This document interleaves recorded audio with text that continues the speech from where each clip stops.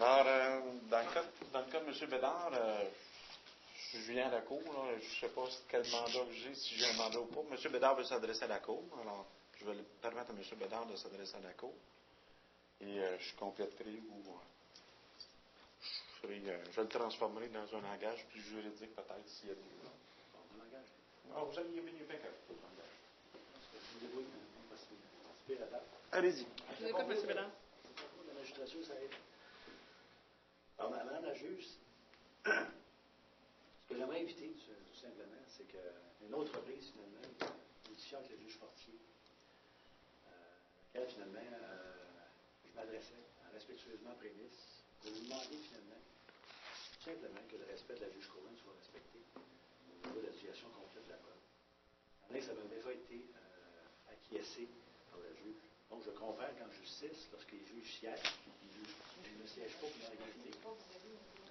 Faudrait, M. Lansvino, faudrait que vous vous fassiez à votre droit.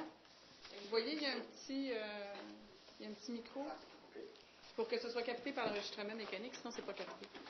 Ah, je veux bien comprendre, on me dit, bon, je suis médecin, il faut comprendre que ma situation, ça fait 3 ans que ça dure. Et elle émane du fait qu'en tant que professionnel responsable, j'ai demandé qu'une enquête soit instituée à l'égard des ingénieurs.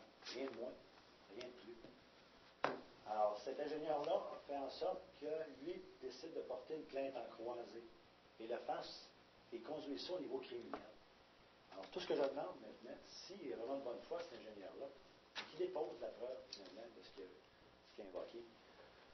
Alors, c'est sûr, madame, que si on fait un procès, que ce soit en automne, que ce soit immédiatement, ce que je veux éviter, c'est finalement d'être surpris au niveau de la communication de la preuve, alors qu'on pourrait me présenter une toute nouvelle preuve que je ne pourrais pas comparer, je ne pourrais pas préparer mes questions, je ne pourrais pas assurer finalement ma défense financière et contre-interroger les témoins d'une façon non équivoque au niveau de finalement qu'est-ce qu'ils ont fourni au niveau de la preuve.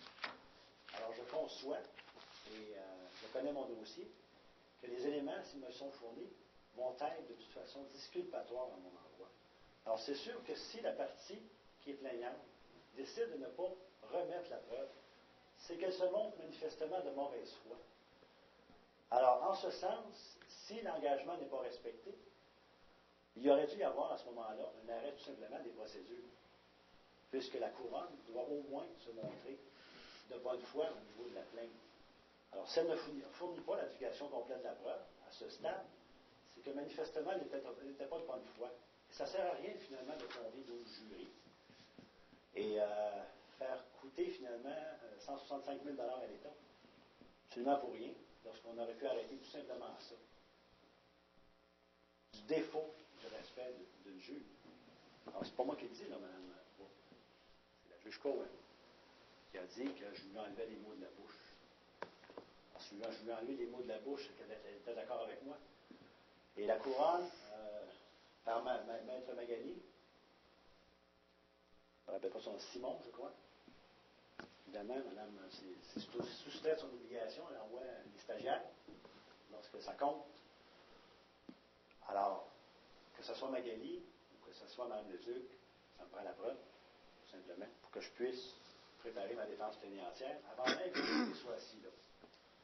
Alors, ce que je voudrais, c'est que je suis bon prince quand même, j'alloue, j'aimerais ça que vous ayez une ordonnance d'allouer jusqu'au 8, soit dans 2 jours, la complète divulgation de la preuve, aussi, ce que j'attends aussi du comité de discipline en vertu de l'article 152 du Code des professions, c'est la décision du comité suite à l'audience disciplinaire qui s'est tenue au mois de mars. Alors là, on est rendu au mois de juin. Je crois qu'ils ont eu assez de temps, finalement, pour préparer leur décision. Et m'informer, finalement, si, effectivement, le comité a convenu que l'ingénieur en question s'était perjuré dans sa déclaration criminelle, puisqu'on a accepté le libellé de ma plainte et ça a été amené en première instance devant le comité de discipline. Alors, l'article 152 énonce que c'est au comité de discipline en première instance à faire ses devoirs et de déterminer ou pas si l'ingénieur était en défaut, avant même qu'on le traduise devant la justice. Alors, étant donné qu'il y a des délais aussi à respecter au niveau du Code des professions, ces délais-là approchent et le comité ne peut pas faire en sorte de m'empêcher ma défense financière en ne fournissant pas ces éléments. Alors, de cette façon, si on veut me conduire dans un processus inéquitable, j'en conviendrai que c'est comme ça. Mais c'est pas comme ça que je vois la justice, Mme Beau.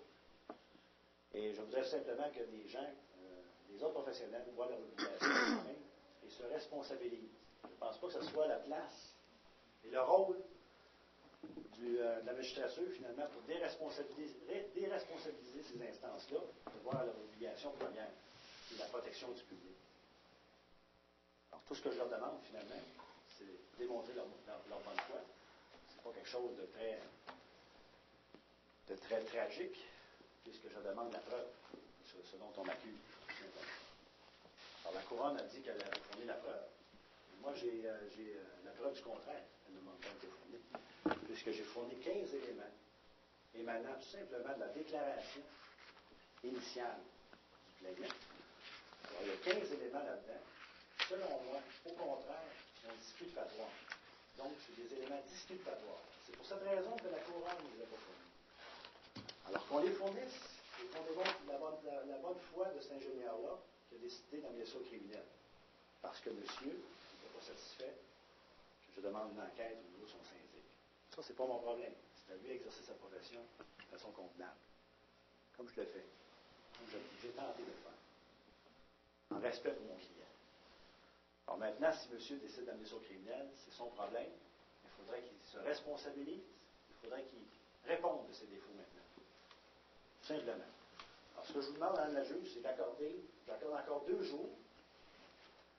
Et si, à défaut, finalement, de respecter cet engagement-là par l'Ordre des ingénieurs du Québec, puisqu'il faut comprendre que c'est l'Ordre des ingénieurs du Québec qui est derrière son ingénieur pour l'appuyer aussi loin que ça.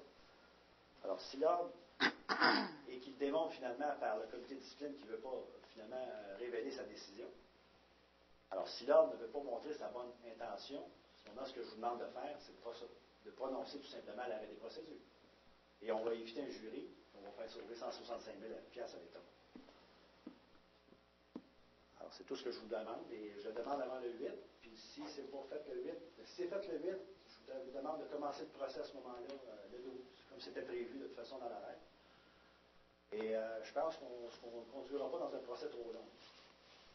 Il n'y a pas beaucoup de témoins là-dedans, ça ne prendra pas 3 semaines. Puis si on a le 15 et 16 qui peut être mis en réserve pour compléter un autre procès en parallèle, on peut le faire. Insérer le 15 et 16, puis rapporter ça à la suite si ça prend plus de temps. Alors selon moi, un maximum de 2 semaines pour être planifié pour ce procès-là. Maximum, avec les conférences préparatoires et le choix du jury, etc. Puisqu'il n'y a pas beaucoup de témoins à présenter. OK. Merci, M. Bédard.